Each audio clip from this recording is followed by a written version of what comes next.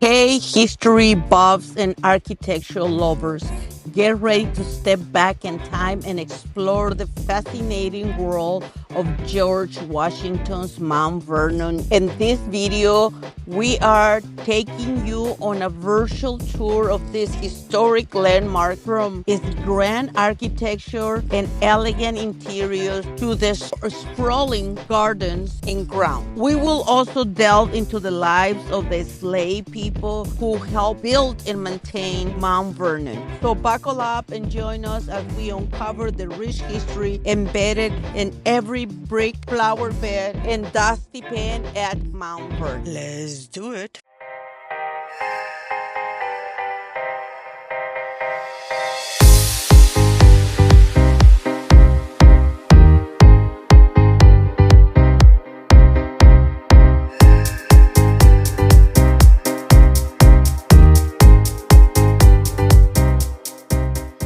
Welcome to Mount Vernon, the home of George and Martha Washington and the most popular historic home in America. But before we embark on our historical adventure, I would like to tell you about a few essential details to enhance your experience in case you would like to visit this stunning place.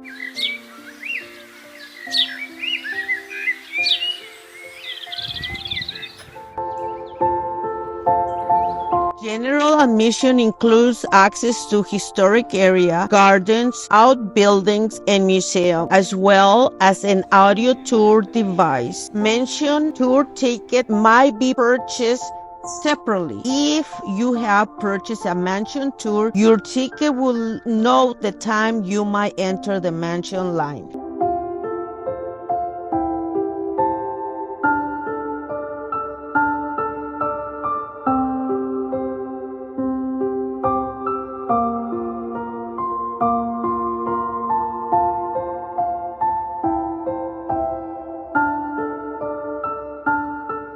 Mount Vernon was George Washington's home for almost 45 years. The mansion is furnished and decorated to look as it did in 1799, the year he died. Rooms feature original objects, period pieces, and reproductions. The house has multiple levels with a central entrance portico and a cupola on the roof. See so many visitors because of the extension of the European. George Washington employed several interesting construction techniques at Mount Vernon, some of which were quite innovative for the time.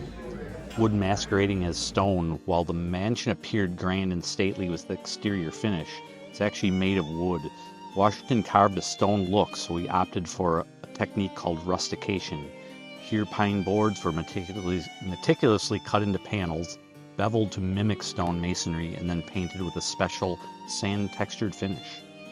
Then there was the brick for the foundation and core structure. While the facade is wooden, the foundation and core of the house were made with brick, a strong and stable material that was common for substantial buildings in the 18th century. And then there was a dowel and plaster for the interior. Inside the mansion, walls were built using lath and plaster, but plaster mixture over wooden slats to create a smooth surface. And then there's the ingenious piazza. One of Washington's most unique contributions was the two-story piazza, an open-air porch with arches and columns. This design element offered both shade and sense of spaciousness, and it became a signature feature of the mansion that was widely imitated.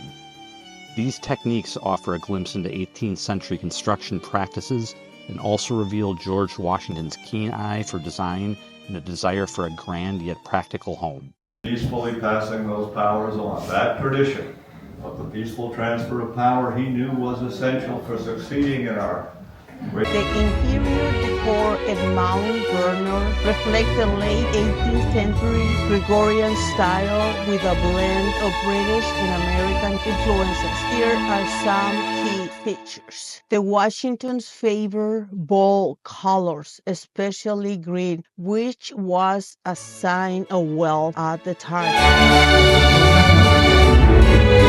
Simple and functional furniture pieces were common, including Windsor chairs and Federal-style sideboards. Classical elements were incorporated throughout the house with a progression from simple to more elaborated rooms. They received so many visitors because of the extension of the European. While there's not much information about specific fabrics, descriptions mentions white chintz, window curtains, and East Indian floor mats. The kitchen was located separate from the main building. This was perfectly normal for the era.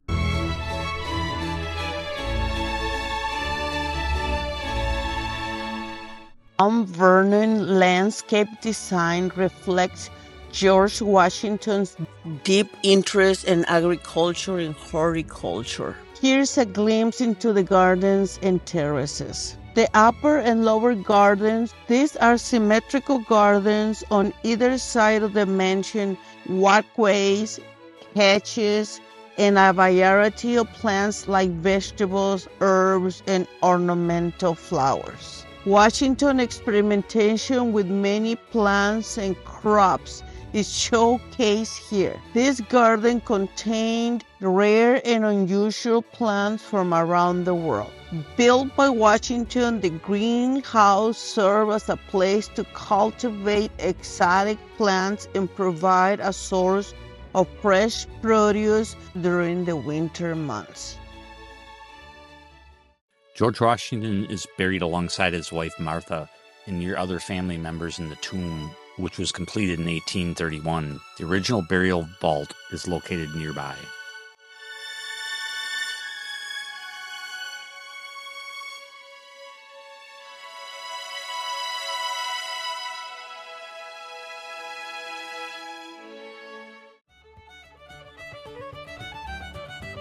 Visitors to Mount Vernon today can explore a 4-acre area called the farm, which represents more than 33,000 acres Washington cultivated. You can see demonstrations of 18th century farming techniques, including hoeing fields, cracking corn, and winnowing wheat. There are also sheep, mule, oxen, and horses, and costume interpreters who explain Washington's agricultural practices, such as a 7-year crop rotation plan. One of the highlights of the farm is a replica of Washington's indigenous 16-sided treading barn used for processing wheat.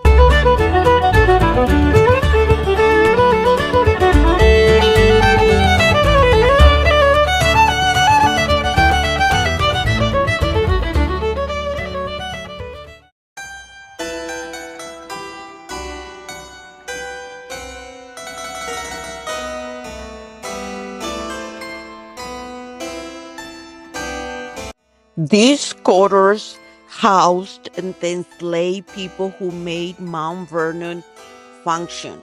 While the conditions were far from ideal, they offer a glimpse into the lives of those who play a significant role in the state's history.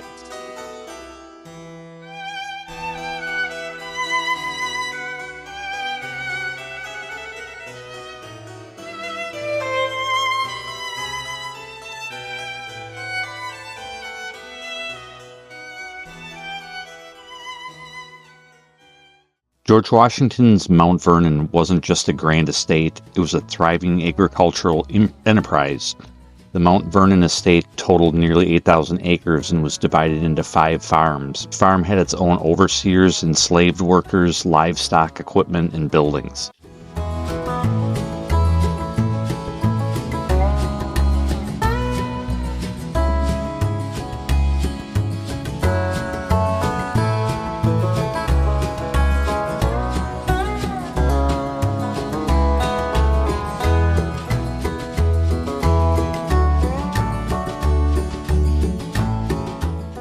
Mansion House Farm, the 500 acres directly around the mansion, wasn't a farm in the typical sense of the word. No large-scale cultivation of field crops was carried out there. Instead, it was developed as a gentleman's country seat, with rolling meadows, vistas, and groves of trees.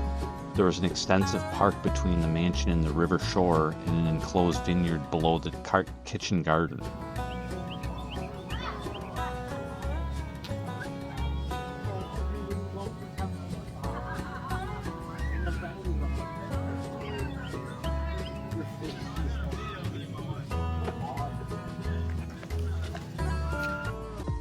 The permanent exhibit at Mount Vernon offers a deep dive into the life of George Washington and the people who lived and worked at his state.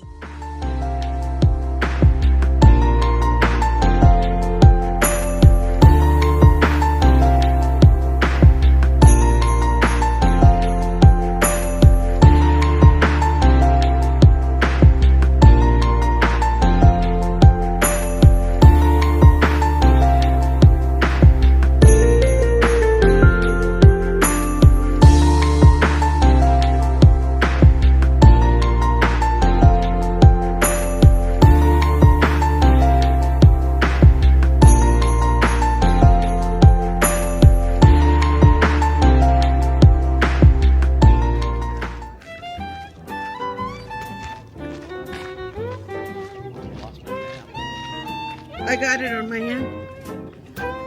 We hope this tour of Mount Vernon has given you a glimpse into the lives of George Washington and his family. If you are ever in Virginia area, don't miss the chance to experience this historic place for yourself. What was your favorite part of our visit? Let us know in the comments below.